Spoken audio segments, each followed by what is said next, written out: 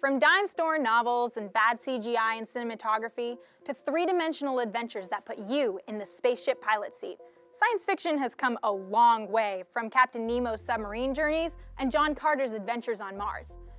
But how much of our future is actually foreseen in fiction?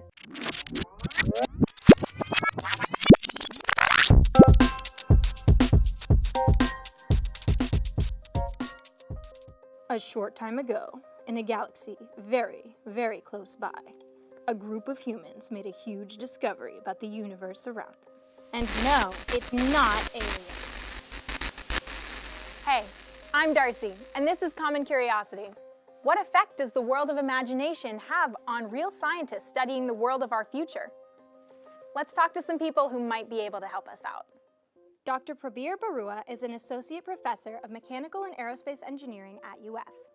He develops algorithms to manage the electricity generation from solar and wind energy without using batteries. Terry Hartbold is an associate professor in UF's English department.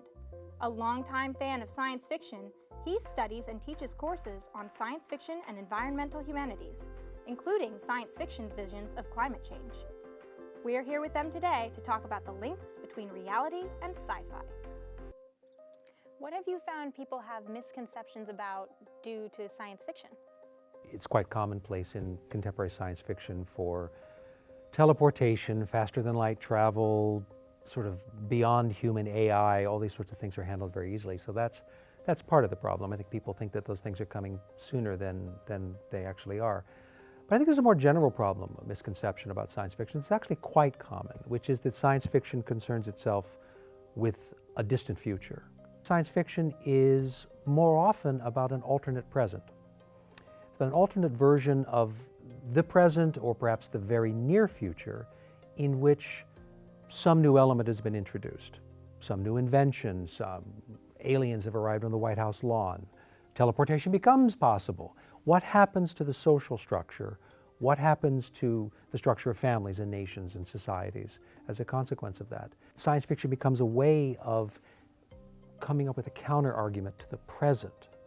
So yes, there are flying saucers and bug-eyed monsters and faster-than-light travel, and it takes place on some far-flung planet, but it's really about Levittown. It's really about New York City. It's really about Bombay. It's really about whatever's going on here because of the freedom that the genre permits to step out of the here and now into another version of the here and now. So one of my favorite misconceptions that I think science fiction is partially responsible for creating is that robots are going to rise up and kill us. That's right, we talked about Right? So I don't think that's going to happen. They're not? No. I think what's going to happen, if robots do rise up and kill us, it's not because of robots or technology, but because of the economics and the politics of humans. And in fact, that moment is already there in a way. Not the humanoid robots that we think of when we think of robots, but self-driving cars. I mean, they are robots, right? So now people are actually grappling with questions like, a self-driving car is driving down a road and the only option is to kill two people because the collision is unavoidable, or to kill this one other person. So then which one should it take, right? And those are not questions that science can answer. These are questions of morality and ethics and everything else but science.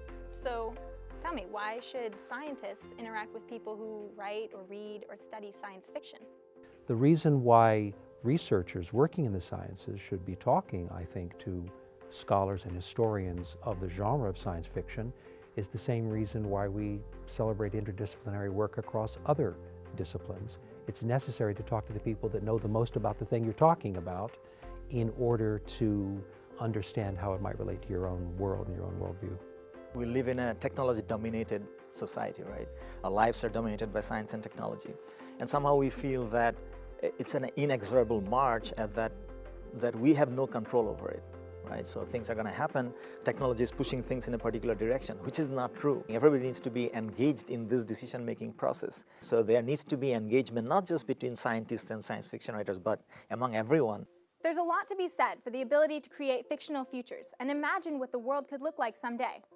After all, don't we all have days where teleportation or cloning would just be really helpful?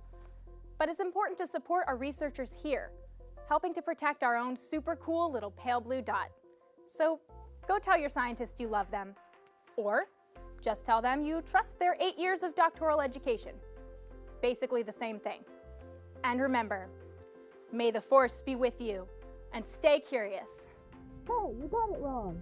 What is... That's not right. Is that wrong? Hey, Should we do it again? cut it out. Nah, leave it Try in. again. Nobody will notice. Cut.